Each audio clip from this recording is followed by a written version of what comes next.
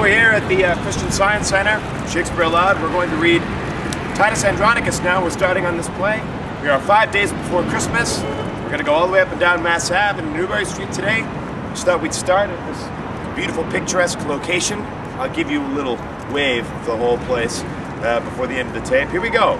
Act 1, Scene 1, Titus Andronicus.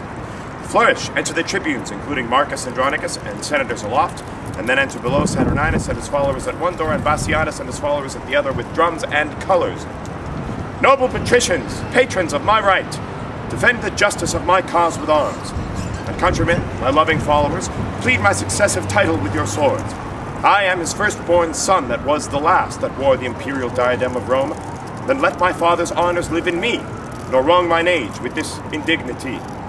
Friends, Romans, followers, favorers of my right, if ever Bassianus, Caesar's son, were gracious in the eyes of royal Rome, keep then this passage to the capital, and suffer not dishonor to approach the imperial seat, to virtue consecrate, to justice, continence, and nobility, but let desert and pure election shine, and Romans, fight for freedom in your choice.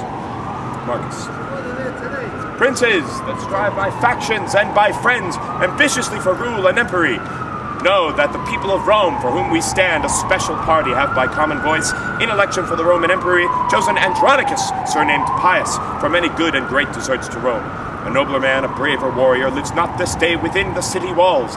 He by the Senate is excited home from weary wars against the barbarous Goths, that with his sons a terror to our foes hath yoked a nation strong, trained up in arms. 10 years are spent since first he undertook this cause of Rome, and chastised with arms our enemy's pride. 5 times he hath returned, bleeding to Rome, bearing his valiant sons in coffins from the field.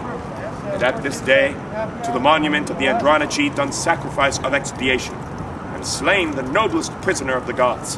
And now, at last, laden with honor's spoils, returns the good Andronicus to Rome, renowned Titus, flourishing in arms.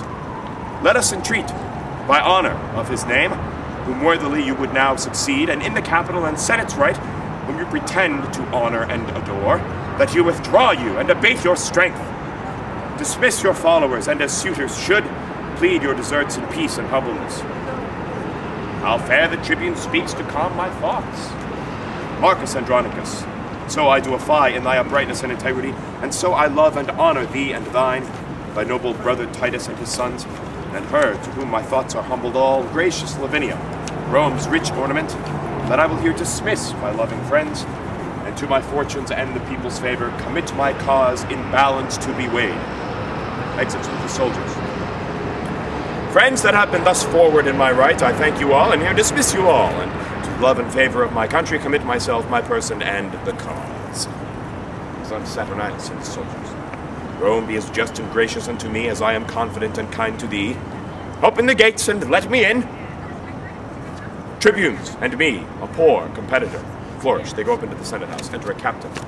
Romans, make way! The good Andronicus, patron of virtue, Rome's best champion, successful in the battles that he fights, with honor and with fortune is returned from where he circumscribed with his sword and brought to yoke the enemies of Rome. Sound drums and trumpets, and then enter 2 of Titus' sons, and then 2 men bearing a coffin covered with black, then 2 other sons, then Titus Andronicus, and then as prisoners, Tamara, the queen of the Goths, and her 3 sons, Alarbus, Chiron, and Demetrius, with Aaron the Moor, and others as many as can be. They set down the coffin, and Titus speaks. Hail, Rome, victorious in thy morning weeds! Lo, as the bark that hath discharged her fraught returns with precious jading to the bay, from whence at first she weighed her anchorage, cometh Andronicus, bound with laurel boughs, to resalute his country with his tears. Tears of true joy for his return to Rome. Thou, great defender of this capital, stand gracious to the rights that we intend. Romans, 25 valiant sons, half of the number that King Priam had, behold the poor remains alive and dead. These that survive let Rome reward with love, these that I bring into their latest home, with burial among their ancestors. Here Goths have given me leave to sheathe my sword. Titus, unkind and careless of thine own, why sufferest thou thy sons unburied yet to hover on the dreadful shore of Styx?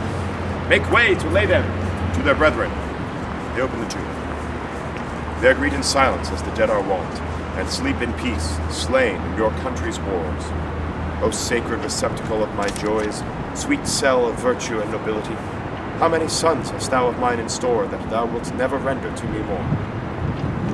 leave us the proudest prisoner of the Goths, that we may hew his limbs, and on a pile ad manes fractorum sacrifice his flesh before the earthly prison of their bones, that so the shadows be